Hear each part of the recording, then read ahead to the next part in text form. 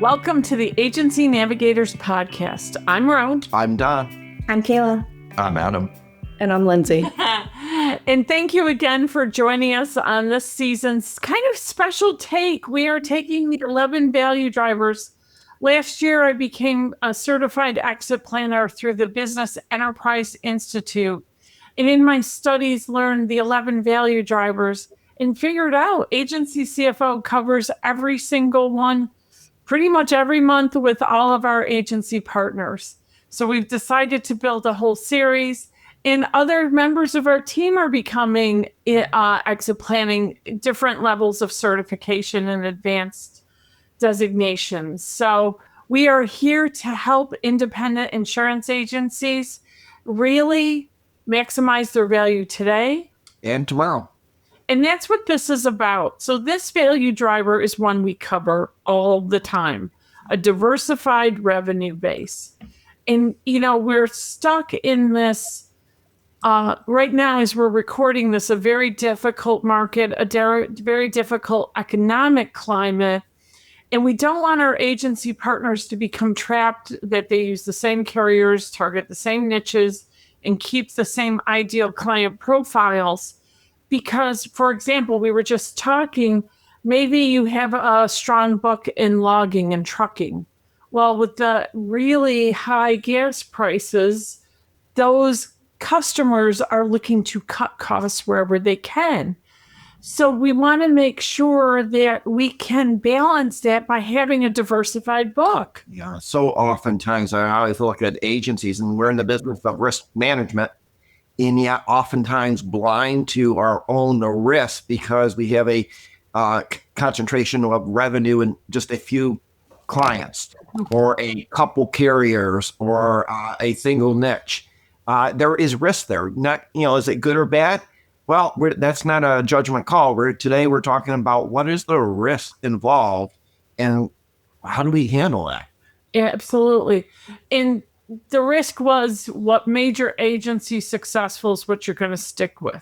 Producers just focus on what's always worked for them. The service team has tunnel vision and isn't really interested in selling multi-lines or cross-selling. And there's so many reasons people stay in the same lanes. We want a balanced, well-diversified revenue base where no single client, carrier, or producer, industry, geography creates an outsized risk to revenue or cash flow. It is that important. It's very simple. Why does it matter today? Today, we often see disruption when there's a high concentration of revenue in just a few clients, or perhaps a major carrier or a major producer. What we see today is business changes. We lose our largest client. Something changes with that carrier and they're no longer competitive. And now we relied upon them, and a huge amount of our book of business is at risk. Or a producer, our top producer leaves and the book becomes at risk. These are risks that we want to plan for proactively. Mm-hmm. Okay, any insight on this? You have you have a lot of clients you work with, a lot of agency partners, and they're diverse, their sizes and their geographic locations. I think what's always stuck with me, Don has always had a saying for the younger, I'm going to call it younger agencies that are still starting out, how you got to your first million isn't how you're going to get to your next.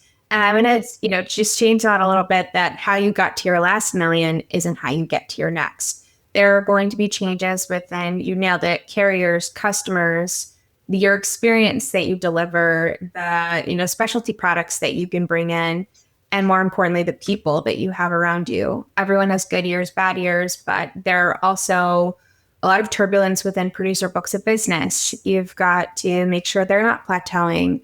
There's a multitude of things that can go wrong between 1 million to the next. And it's just making sure you're firing on all cylinders and doing an assessment of those really, I'm going to say, key 5 areas.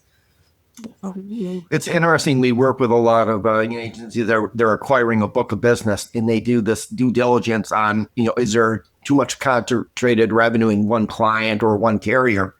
you have to ask yourself, if you are now selling your agency, would the buyer say the same about you? Mhm.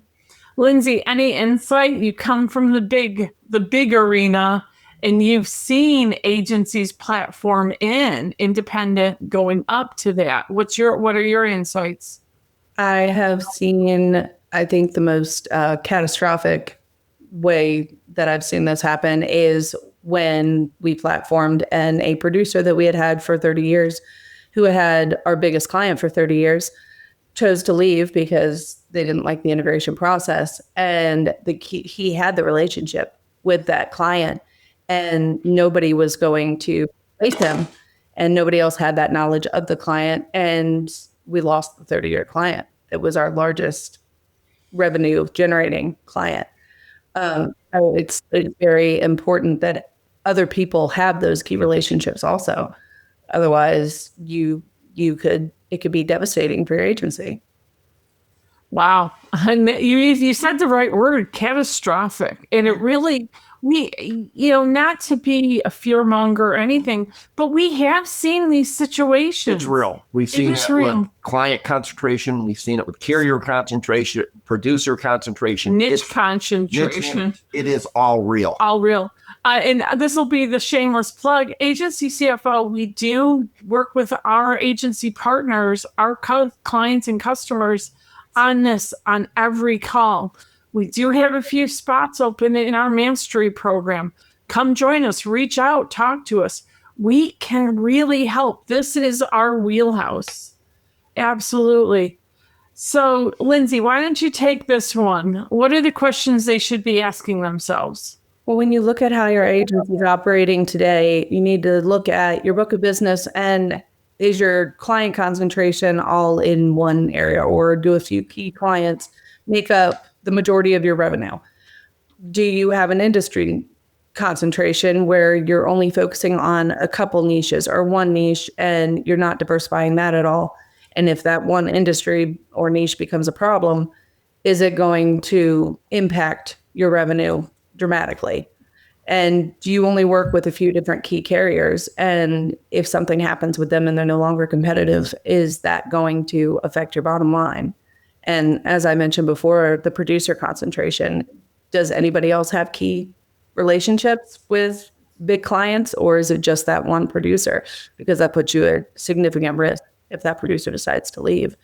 And your geographic concentration, are you focused only in one area? Is that sustainable? Do you need to expand more? Or, those are all things to consider when looking at your current picture.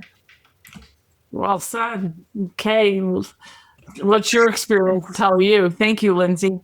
Of course, if you've listened in on the operating systems, I'm going to play a game here of have I said this before, or does this sound like you? So some common red flags we see about not diversifying your revenue base is, do you get anxious or nervous every time that big customer calls, because you know that if they leave, you're scared of what they're going to say, or telling you, hey, I'm going to another agency today? Do you get nervous when you have to reach out to certain prospects or start looking for other clients within your niche because you don't have the proper program for them anymore, or you're seeing a lot of losses in this area, especially on the loss histories? Do you ever say, I wish I had more carriers, can't quote them, it's not competitive right now, I don't feel like I'm getting the same return with the carrier mix? Do you ever feel like you'd be really, in a bind if a producer left? Just like Lindsay said, do you think that you would have a really hard time retaining that book if something were to happen to that producer, not just that they leave the agency? And the real idea is there enough diversification within your growth plans? Do you have different areas of the funnel that it's coming in the door? Do you wish you had other lead sources that maybe you didn't have to work so hard for? I always say your cost per time, it's your team's cost per time. Where are you getting those prospects, and how hard do you have to work for them?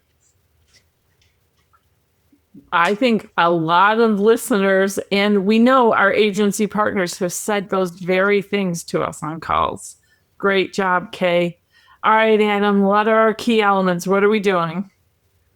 All right. So essentially what you want to do is make sure you're set up to monitor this. Again, mirroring back to what Cayla said, going back to our last episode on operating systems, they come into play here. This is the downstream effect of making sure that you have a solid foundation there, because you want to be able to set up and monitor those concentrations, because you're really looking at it from two perspectives. You're looking at it from an internal and an external. Who's going out there and getting that revenue for me, and who is that revenue coming from? You want to make sure that they're diversified in both of those buckets there. So again, you want to make sure that you have balanced growth across multiple segments, across different, different line types, different industry types, even different client types.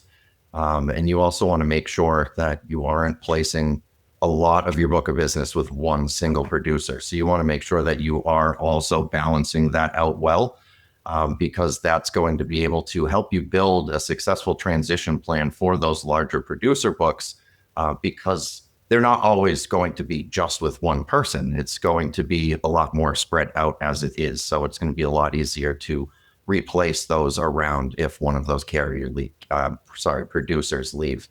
And again, just evaluate carrier mix when you're looking at different carriers to come in. A lot of different carriers have different niches as well. So you just want to make sure you're looking at that and the commission exposure from them.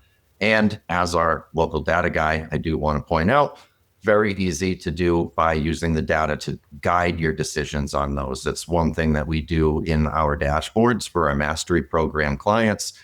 So again, if you need some help, let us know. We're here for you. And Adam is always up for a good demo of the intelligence suite. That's our dashboard system, which is doesn't even scratch the surface of what we can do. Just reach out to Adam at agencycfo.com and say, hey, I want to see client survival. That'll show you some interesting data. Because in the end, it is the difference that matters. Having a diversified revenue base. We now agencies have growth, but do you have balance? You don't want a concentration. No, at least you want to have absolute awareness and have contingency plans about what if. What if I lost my largest? What would the impact be if I lost my largest client? If I lost my largest producer? I lost my largest carrier? No, what would that impact or even be? Service person. Absolutely. We've seen that as well. Are you prepared? Final thoughts, Kay? I was going to say, I think the common word is intentional that's been coming up. I think in this case, this is one you really don't want to be stuck in a bind and having to make a decision because you don't have enough revenue coming in, or to Don's point, those things happen. You want to be intentional that you have a backup plan that doesn't hurt your business or your people if something were to happen. Good deal. Adam? Don't put all your eggs in one basket. Good deal. Lindsay, a quick goodbye for him? Adam took mine. Great mind. And we are very happy, grateful, and blessed that all of you are listening to us again. Please reach out with any questions, any conversations. We are up for it. Follow us on your favorite podcast platform. And thank you. And perhaps consider that some diversification might improve your financial wellness. Take care. You will.